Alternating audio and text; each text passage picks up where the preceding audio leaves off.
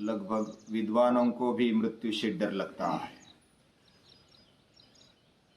स्वरसवाही विदुषोपि तथा रूढ़ोभिनिवेशः, ये योग दर्शन का सूत्र है। यानी विद्वान भी, उनमें अगर कोई क्लेश है तो वो है अभिनिवेश, यानी मृत्यु का डर। और विद्वानों को भी, जो जानते हैं कि मृत्यु अटल है, निश्चित है, ये जानते हुए भी डर लगता है। ये इतना डर बैठा हुआ है हमारे जीवन में। मृत्यु निश्चित है, फिर भी असमय नहीं होना चाहिए, और इसलिए तीर्थ का सेवन करना चाहिए। अकाल मृत्यु हरणम, अकाल यानी असमय मृत्यु को हरण करने वाला ये तीर्थ है। सर्वव्याधि विनाशनम, कोई भी रोग ठहरता नहीं है, उसका नाश हो जाता है। सर्वव्याधि विनाशनम, नाश और विनाश ये शब्द लगभग समान है, लेकिन वी उपसर्ग लग गया नाश के आगे तो विशेष प्रकार से नाश करने वाला है, ऐसा इसका अर्थ हुआ। और आगे है सूर्य पादोदकम तीर्थम, सूर्य के पाद से, चरणों से जो आया हुआ तीर्थ है, उदक है यानी पानी। जठरे धारयाम्यहम्, मैं जठर में धारण करता हूं। ये तीर्थ जठर में धारण करने पर असमय मृत्यु नहीं आएगी, सब व्याधियों का विनाश हो जाएगा, और बाकी क्या चाहिए जीवन में। इधर ऐसा नहीं बताया कि मृत्यु अटल होने पर भी नहीं आएगी। अकाल मृत्यु, असमय मृत्यु नहीं आएगी, उसका हरण करने वाला ये तीर्थ। मृत्यु को अगर जीतना है तो क्या करना पड़ेगा? मृत्युंजय होना है तो क्या करना चाहिए? एक बात तो ध्यान में आती है कि उससे लड़ना चाहिए। जिससे भी जीतना है उसके साथ तो दो हाथ करनी चाहिए ना। जब हम दो हाथ करेंगे, लड़ेंगे, तब तो जीत पाएंगे। ऐसा ही थोड़ी जीतने देगा मृत्यु। मृत्यु भयानक है, ऐसा माना जाता है, लेकिन हमने प्रत्यक्ष देखा नहीं। जब तक मृत्यु नहीं आती तब तक कैसा देख पाएंगे, और आती है तो तब फिर सोचने का भी ये समय ही नहीं रहता। और मृत्यु कब आती है ये भी हमें पता नहीं चलता, और इसलिए डर लगता है। वो भयानक है, ऐसा सुन सुन के डर लगता है। और सबसे बढ़िया डर होता है बाद में हमारा क्या होगा। जैसे इधर से समझो कि दिल्ली जाना है, अमेरिका जाना है, तो हमें आनंद होता है कि कहां तक जाना है, ठिकाना है ना, एड्रेस मिलता है।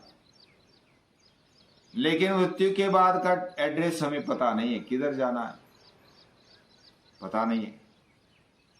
और जो पता नहीं है वो उधर जाना है तो क्या होगा, कैसे होगा, कितना दुख होगा, कितनी व्याधि होगी, पता नहीं। ये पता न होने पर ये डर लगता है, यानी कि अज्ञान का डर है। मृत्यु कैसी है? तो मृत्यु वह हल्के हल्के पैरों से आती है, समझ में नहीं आता। जैसे रोग आता है, रोग अभी आजकल दुनिया में ज्यादातर लोग रोग से मर रहे हैं, व्याधि से मर रहे हैं, अकाल मर रहे, असमय वह अपनी जिंदगी खो बैठते हैं। क्या फिर हम मृत्यु को जीत सकते हैं? तो इस श्लोक में दिया है जीत सकते हैं, लेकिन उसको टाल नहीं सकते। जीत सकते हैं लेकिन टाल नहीं सकते। यानी मृत्यु तो आएगी, उसको टालना मुश्किल ही नहीं, नामुमकिन है। कोई कोई ऐसा बोलते हैं कि कोई चिरंजीव हो गए, अभी तक वो मरे नहीं, और चिरंजीव यानी अभी वो मरेंगे नहीं, ऐसा। लेकिन चिरंजीव का अर्थ आप अगर संस्कृत में देखेंगे, चिर यानी दीर्घ काल, जीव यानी जीने वाला, दीर्घ काल जीने वाला, ऐसा उसको चिरंजीव बोलते हैं। यानी दीर्घ, हमेशा जीने वाला, ऐसा नहीं बोला, दीर्घ काल तक जीने वाला। तो उसमें उसका अर्थ छिपा है। हनुमान, उसने अभी तक देह नहीं छोड़ा, या तो विभीषण है, अश्वत्थामा है, ऐसा बोलते, अश्वत्थामा बलिर्व्यासो हनुमांश्च विभीषणा कृपा परशुरामश्च सप्तैते चिरजीविना। वो चिरजीवी, इधर भी चिरजीवी बोला है। चिर यानी दीर्घ काल तक वो जिए। जीना भी अलग अलग रूप में होता है। शरीर रूप में जीना ये एक बात है, कीर्ति रूप में जीना ये दूसरी बात है। कीर्ति हो अपकीर्ति हो फिर भी जिया जाता है कीर्ति रूप।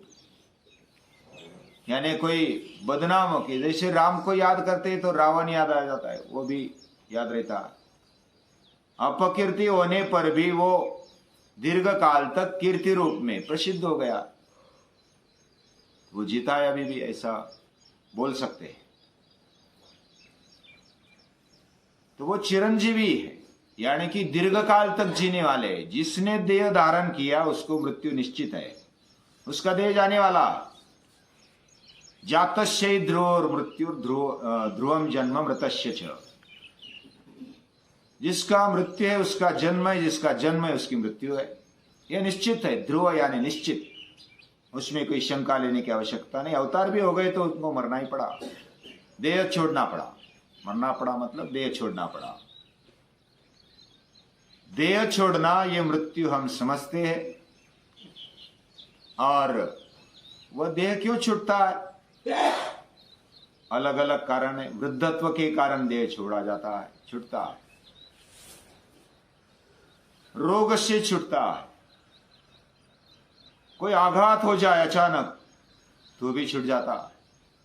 कोई अपघात हो जाए तो भी छूट जाता है। कोई डर हो, भयानक डर हो तो भी छूटने की संभावना रहती है।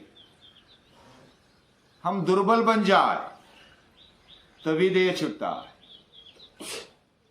यानी ऐसे अलग अलग कारण हैं। उन कारणों का निवारण करते हुए हम अधिक काल तक, वृद्धत्व तक अच्छी तरह से जी सकते हैं। यह आयुर्वेद में बताया है। हम बीमारी न पड़े, ऐसी आयुर्वेद की इच्छा है। स्वस्थस्य स्वास्थ्य रक्षणम। जो स्वस्थ है उसको ही, उसका ही स्वस्थ स्वास्थ्य का रक्षण होना चाहिए। ये उद्दिष्ट है आयुर्वेद का। बीमार पड़ने के बाद फिर ट्रीटमेंट लेना, ये तो उल्टी बात हुई। बीमारी ना पड़े इसके लिए प्रयत्न करना चाहिए। यानी पहले, अभी आज ऐसी एक विचारधारा है या तो मानसिकता है कि खाओ पियो मजाक करो, जो भी करना है करो। मृत्यु किसने देखी है? पुनर्जन्म किसने देखा है? तो पहले भी चार्वाक ऐसे बोलते थे, यावत जीवेत सुखम जीवेत ऋणम कृत्वा घृतम पिबेत भस्मीभूतस्य देहस्य पुनरागमनम कुतः। बाद में फिर आना है या नहीं है किसने देखा है? फिर जन्म है या नहीं किसने देखा है? जो भी मिला है उसको ही मजा कर लो। जीवन मिला है तो मजा कर लो। तो ये मानसिकता है। मृत्यु देखा, जो देखा नहीं उस पर क्या विश्वास करना, या तो पुनर्जन्म देखा नहीं उस पर क्या विश्वास करना। लेकिन हमारी भाषा जो है ना, संस्कृत भाषा, उसमें उसको पशु कहा गया है। जो केवल अपने इंद्रियों से देखता है वो पशु है। पश्यति इति पशु। और जो अनुभूति से या तो दृष्टि से भी उस पार देखने की क्षमता रखता है वो है ऋषि। और ऐसे ऋषियों ने ये कहा कि अकाल मृत्यु हरणम सर्व व्याधि विनाशनम, सब व्याधियों का विनाश करने वाला और असमय मृत्यु को टालने वाला ये सूर्य पादोदकम तीर्थम, सूर्य के पादों का, चरणों का ये तीर्थ है, पानी है, उसको जठर में धारण करना ये असमय मृत्यु और सब व्याधियों का विनाश करने वाला है। हमें डर लगता है दुख का, डर लगती है मृत्यु का, उससे अगर बचना है तो ये उपाय करना पड़ेगा, सूर्यपाद यानी सूर्य के चरणों का तीर्थ पीना पड़ेगा। अभी मैं विचार करता गया और ध्यान में आया कि सूर्य के पाद का तीर्थ कैसे लिया जाए। तो अभ्यास करते करते तैत्तिरीय उपनिषद में लिखा है, तैत्तिरीय उपनिषद में रसो वै सहा, भगवान का वर्णन किया, वो रस भरित है, हमारे लेवल पर वो रस बनकर आया है। हमारे जीवन में जो रस है, जीवन रस है, या तो पेड़ पौधों में जो रस है उसी का रूप है, रसो वै सहा। खाने के लिए भी गीता क्या खाने को बोलती? रस्या स्निग्धा स्थिरा हृदया आहारा सात्विक प्रिया। सात्विक अन्न, सबसे उत्तम अन्न कौन सा है? आयुष सत्व बलारोग्य सुख प्रीति विवर्धना, आयुष्य बढ़ाने वाला, सात्विकता बढ़ाने वाला, हमारे अंदर सत्व बढ़ाने वाला, बल बढ़ाने वाला, आरोग्य देने वाला, आयुष सत्व बल आरोग्य सुख प्रीति विवर्धना, सुख प्रेम उसका वर्धन करने वाला। ऐसा आहार कौन सा है? रस्या रसभरित, स्निग्धा स्निग्धता से युक्त, स्थिरा स्थिर, और हृदय यानी हृदय को यानी अपने आप को सहज ही अच्छा लगने वाला, लेने के बाद तिलमिलाट नहीं होती या तो कोई ऐसी तकलीफ नहीं होती, सहज हृदय है, हृदय को भाने वाला है। ऐसा अगर आहार है तो वो सात्विक आहारा सात्विक प्रिया। उसमें उस तीर्थ को क्या समझे तो सूर्य जब प्रकाश देता है तो पहला प्रकाश खींचने वाला पहला पुरुष या तो जीव निर्माण हुआ ये हरी पत्तियों से। हरी पत्तियों का डायरेक्ट सूर्य से संबंध है, सूर्य प्रकाश से संबंध है, और सूर्य का प्रकाश खींचने की ताकत, उसको ऊर्जा रूप देने की ताकत अलग अलग क्लोरोफिल के द्वारा वह हमारे जीवन में सत्व डालता है, जीवन सत्व डालता है। उसी से जीव निर्माण हुए, उसी से यह सृष्टि निर्माण हुई। तैत्तिरीय उपनिषद में ही वर्णन है, पुरुष से आकाश निर्माण हुआ, आकाश से वायु, वायु से अग्नि, अग्नि से आप यानी पानी, और पानी से पृथ्वी, पृथ्वी से औषधि, औषधि से अन्न, औषधि यानी वनस्पति, वनस्पति से अन्न, और अन्नात् पुरुषः, अन्न से जीव निर्माण हुआ। और सवायेषा पुरुषः, वही पुरुष, वही चैतन्य परमात्मा स्वरूप जो शक्ति है, सवायेषा पुरुषः, हमारा जो जीव है वो वही पुरुष है। ये वर्णन है तैत्तिरीय उपनिषद में। अभी हमारा जो निर्माण हुआ है वह वनस्पति से हुआ है, और वनस्पति का निर्माण हुआ है पत्तों से। पत्तों से उसको सूर्य की शक्ति डायरेक्ट मिल जाती है,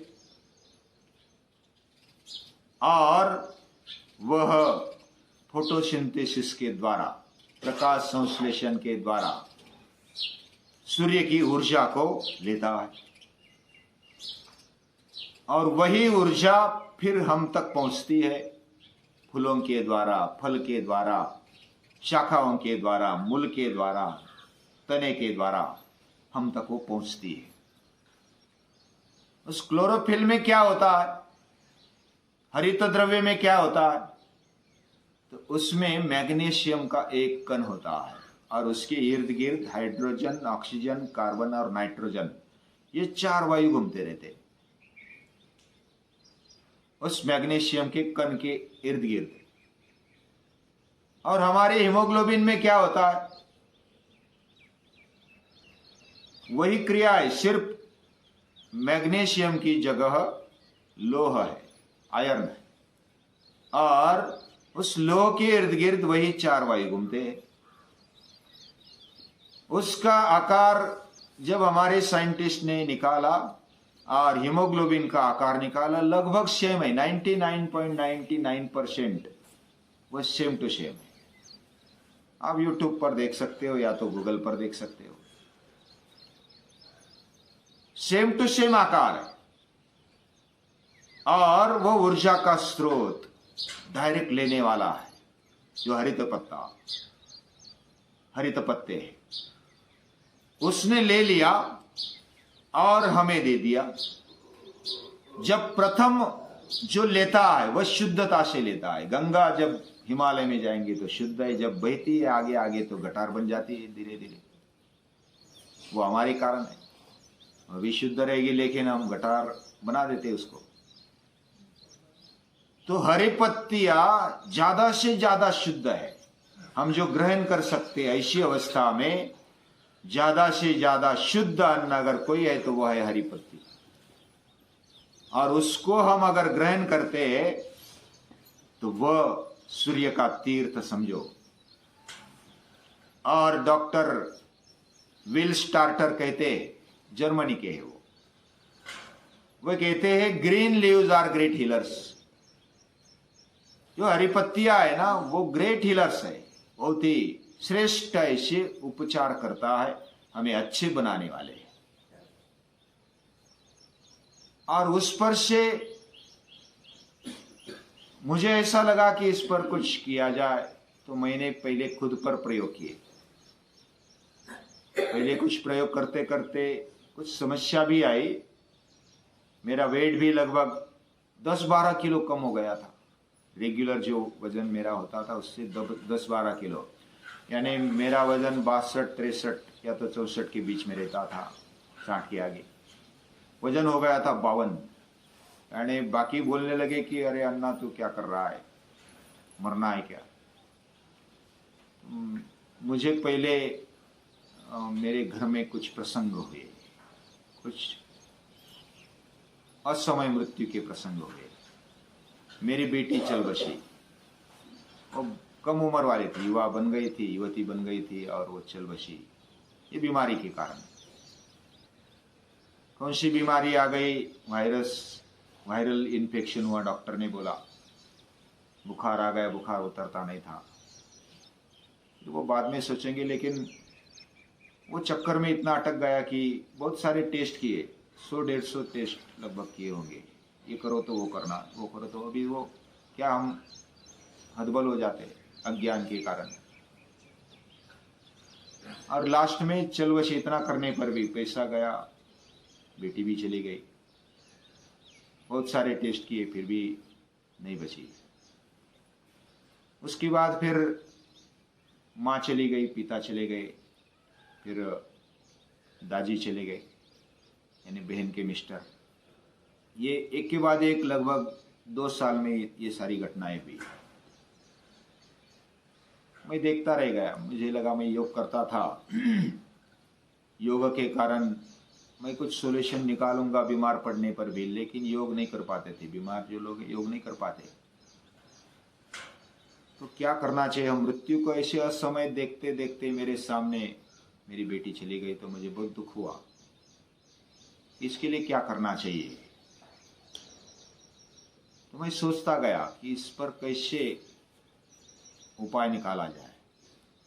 जो भी मिले मैं इस डॉक्टर को मिलता, उस डॉक्टर को मिलता, पढ़ता, आयुर्वेद पढ़ने लगा, निसर्गोपचार पढ़ने लगा।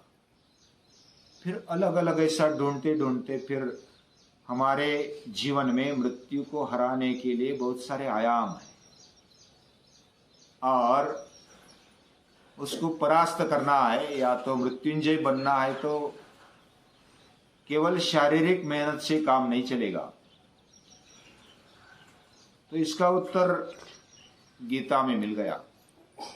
युक्ताहार विहारस्य युक्त चेष्टस्य कर्मसु युक्त स्वप्नावबोधस्य योगो भवति दुःखः। आहार में बदलाव करो पहले।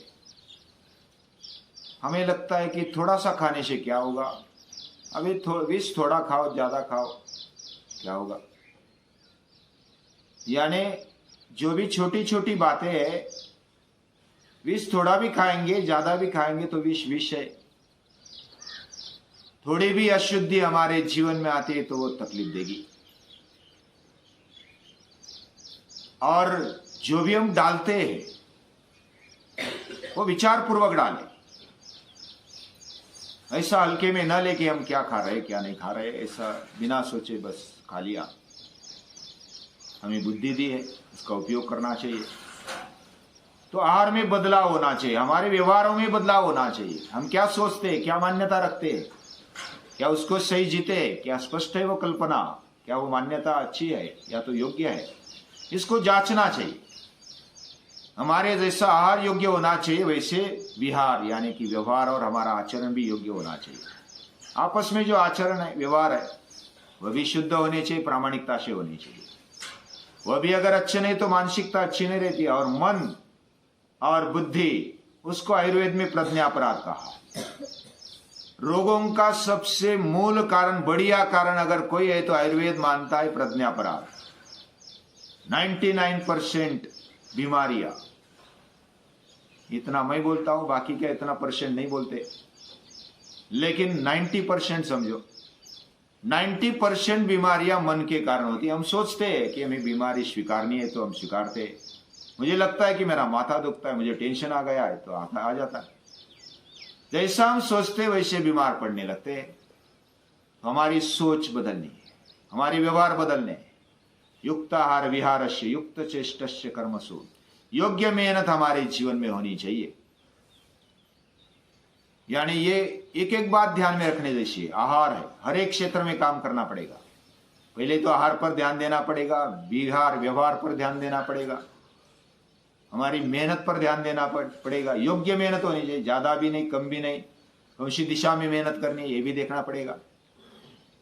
युक्त स्वप्नावबोधस्य, सोना या तो जागना कितना होना चाहिए, कैसे होना चाहिए, वो अपने अपने लेवल पर तय करना है। वो योग्य होना चाहिए, ये बात है।